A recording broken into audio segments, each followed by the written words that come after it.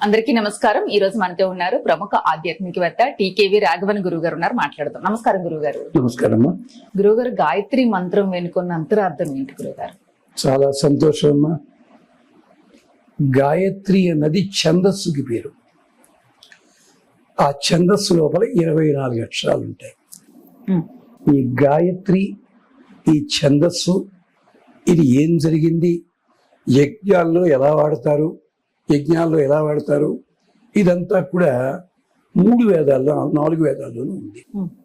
ఇప్పుడు గాయత్రి మంత్రం అన్నది ఉందే, ఇప్పుడు ప్రతి వాళ్ళు ఇష్టం వచ్చేది చదువుతున్నారు. ఆఖరికి ఒక 15-20 సంవత్సరాల కిందట అనుకుంటాను, ఒక టీవీ కంపెనీ వాడు లాటిన్లో, రోమన్లో, ఇంగ్లీష్లో, రష్యన్లో, జర్మన్లో, హాంకాంగ్ భాషలో, ఇన్ని భాషల్లో గాయత్రి మంత్రం చదివేసి అడ్వర్టైజ్మెంట్ చేశాడు టీవీ కంపెనీకి. మరి ఆ కంపెనీ ఏమైనా నాకు తెలియదు. అంత వేళాకోళం చేశారు గాయత్రి మంత్రాన్ని. తర్వాత గాయత్రి మంత్రం ఎందుకంటే విశేషం, గాతారం త్రాయతి ఇది గాయత్రి, గానము చేయు వారిని రక్షించున్నది. ఏమీ అనుకోద్దు, ఆడవాళ్ళు గాయత్రి మంత్రం చదవకూడదు. ఇప్పుడు చదివేస్తున్నారు ఈ మధ్య. ఎందుకంటే మీ మీద కోపం లేదమ్మా. వేద మంత్రాలకున్న ప్రభావం చేత మీ శరీరంలో ఉండే అంగ ప్రత్యంగంలో ఉండే నాడీ మండలం దెబ్బతింటుంది. అష్టావక్రుడి కథ చదవండి ఒకసారి. వాడు వేద మంత్రాలు తప్పు చదువుతుంటే, గురువు గారి భార్య ఎక్కడే ఉంది, గర్భవతి. ఈ వేద మంత్రాల తప్పుడు చదివిన వైబ్రేషన్స్ కి ఆ పిండము మెలికలు తిరిగిపోయి 8 వంకర్లతో పుట్టాడు అష్టావక్రుడు. ఇలాంటివన్నీ మనం చెప్పారు, వద్దన్నారు. మీ మీద కోపం ఏమీ కాదమ్మా. ఆ గాయత్రి మంత్రం రాసుకుని పైకి వాళ్ళు చదువుకోండి. గాయత్రి మంత్రమే చదవక్కర్లేదు. ఏమిటి గాయత్రి మంత్రము?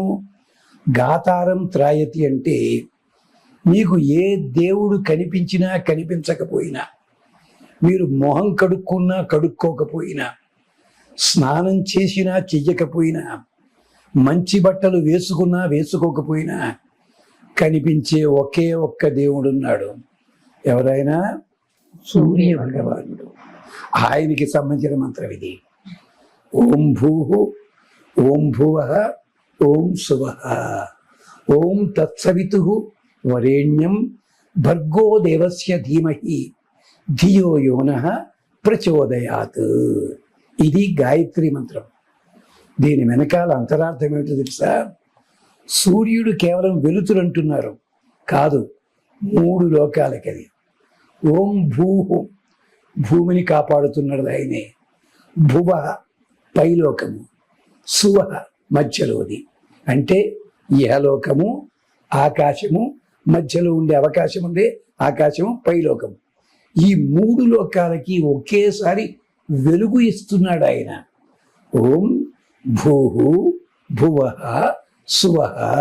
ఈ 3 లోకాలు కూడా ఓం క్షేమంగా ఉండాలి.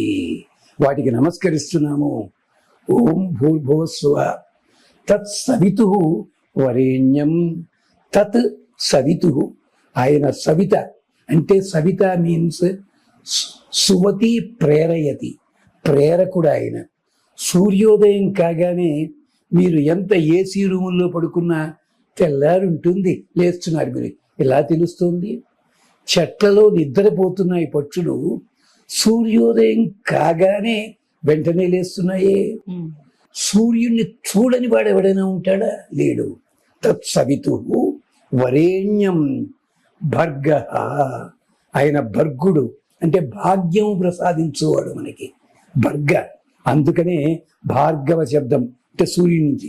భర్గః దేవస్య ధీమహి, అతన్ని మేము ధీమహి మా బుద్ధి లోపల పెట్టుకుని ఆరాధన చేస్తాం. భర్గో దేవస్య ధీమహి తత్ సవితుః, తత్ సవిత, ఆ సూర్యుడు వరేణ్యం, ఆయన శ్రేష్ఠుడయ్యా అందరిలోకేను. తత్ సవితు వరేణ్యం భర్గో దేవస్య ధీమహి తన్నః ప్రచోదయాత్, అతడు నన్ను ప్రచోదయాతు, ప్రేరణ చేయుగాక. ప్రేరణ చేసి మంచి గుణాలు పంపి. నేను అంటే ఎందుకో తెలుసా? మంత్రాన్ని నమ్మను, నిత్యంత్వం పరిభవామి గురించ. గురువును అవమానపరుస్తా, మంత్రం అవమానపరుస్తా, దేవుణ్ణి నమ్మను. కానీ సూర్యుడు వచ్చాడని నమ్ముతా కదా నేను. అలాంటి వాడిని ఇలాంటి వాడిని నన్ను ప్రచోదయాత్, ప్రచోదన చేయుగాక. ఈ should ignite the inner spirit. Sorry, ఇంగ్లీష్లో చెప్పాల్సి వస్తుంది. ఇన్నర్ స్పిరిట్ ఇన్ మీ, నాలో ఉన్నది ప్రచోదన చేయుగాక.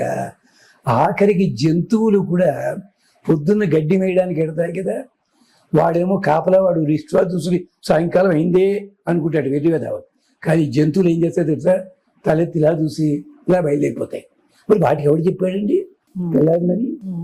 సాయంకాలం అయితే ఎలా తెలుస్తుంది? పూర్వం పొద్దున చూసే టైం అందుకని పొద్దున ఆవు ఇలా ఇలా అని అనేది, అంటే గట్టిగా వెళ్ళాలని రెడీ అనమాట. ఇలాగా వాటికి తెలుస్తుంది తమాషా, ఎలా తెలుస్తుంది? అందుకనే వేదం చెప్పింది ఉగాది ఎప్పుడు అన్నది నువ్వు నేను క్యాలెండర్ చూసుకుంటాము, పక్షులకి జంతువులకి సూర్యుడిని చూస్తే తెలుస్తుంది అన్నాడు. అందుకని గాయత్రి మంత్రం ప్రత్యేకతది.